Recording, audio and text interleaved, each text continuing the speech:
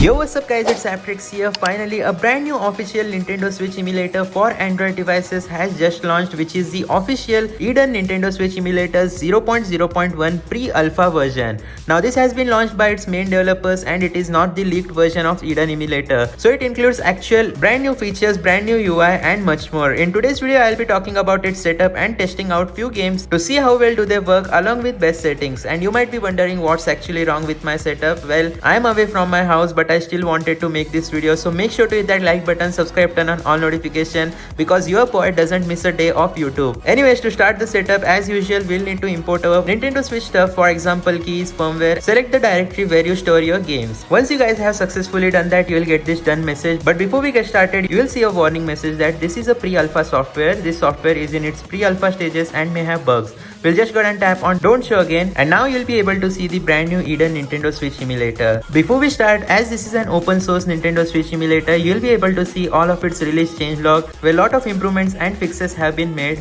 Basically, Eden emulator is the continuation of Citron emulator by its another main developer, and if we take a look at Android changelogs, you'll be able to see Eden's Well configuration tab has been added with new settings by Mr. Purple, who was the creator of Skyline Purple emulator. If you guys remember, it was one of the best Nintendo Switch emulators, enhanced frame pacing as well as brand new features. To get started, you will be able to see the UI of Eden emulator. You can tap on this button if you want to change it from grid view to list view, and this brand new UI has been completely created from scratch from the developers of Eden emulator. They have taken the Yuzu emulator Android's final build and added so many settings including multiplayer support. As you'll be able to see, it is one of the features which was implemented in Citron emulator that has been carried over to Eden emulator. Apart from it, we'll be able to see a brand new feature known as overlay as well as Eden's Well, where new settings have been added. So let's start setting up this emulator with its best settings. Go to system, make sure to disable limit speed percentage and make sure that the dock mode has also been disabled. Once that has been done, in terms of overlay, make sure to enable performance statistics.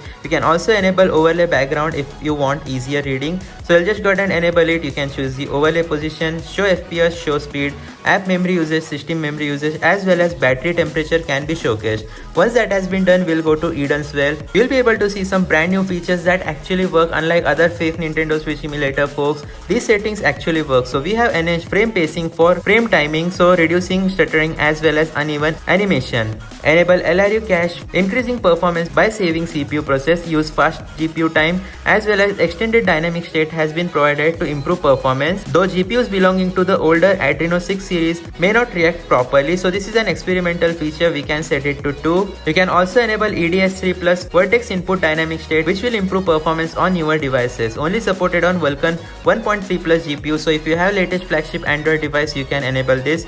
Vertex has also been provided to improve lightning, but we'll keep it disabled. We only want to enable performance improvement features. You can also enable the synchronized score speed option if you want to improve performance without altering game's actual speed, but we'll disable this option. Shader backend is set as GLSL. NVIDIA emulation is GPU. Everything else you can keep it as default. Just set the VRAM usage mode to aggressive. Once that has been done, in terms of graphics settings, accuracy level, make sure to keep it to normal. Resolution scaling, set it to 0.75x. VSync mode, set it to mailbox. Afterwards, aspect ratio, stretch to window. Enable force maximum clocks and asynchronous shaders. Once that has been done, we have successfully set up all the best settings. In terms of debugging, you will be able to see auto stub has been switched to this specific section, but you don't need to change anything here. So those were the best settings. You can also import your custom graphics driver, which is the Mesa Turnip Adreno driver if you have Snapdragon processor Android device below Snapdragon 8 Elite for better performance and better graphics. Once that has been done, I also want to try out the applet launcher, so let me import my firmware and I'll be back. Now that the firmware has been imported, let's take a look at the Q launch feature to see if it works or not.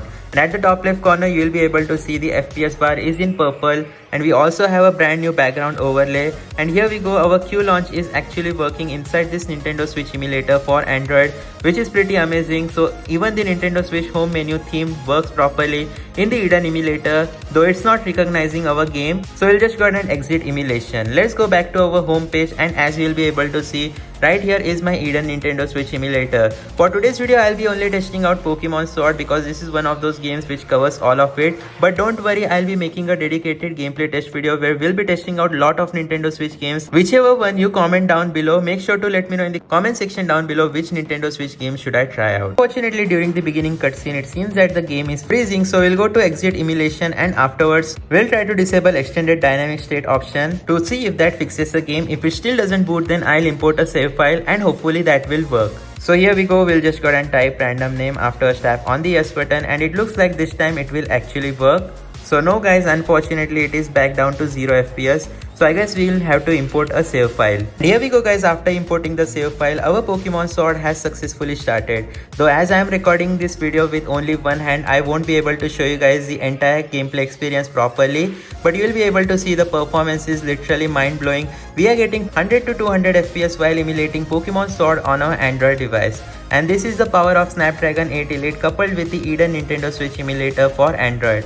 But let's just go ahead and tap on the map and let's fly to a different location where we have much more open world experience. So let's go to the meetup spot, and here we go. In the meetup spot you will be able to see the 3D world is being rendered properly without any graphical issues, and we are getting straight up 50 to 60 FPS while emulating this Nintendo Switch game on our Android device. Now obviously the speed percentage supposedly is locked, so we'll just go ahead and swipe back afterwards, go to settings. In terms of system, limit speed percentage is off. We'll turn it on and we'll set it to 400% to see if that improves our performance. And no, unfortunately it looks like it killed the game. Though you'll have to understand that this is just the 0.0.1 pre-alpha build of Eden Nintendo Switch emulator. There is so much more to come. We'll be finding out much more in our gameplay test video. So make sure to hit that like button, subscribe, turn on all notification. I'll see you guys next time. Thanks for watching.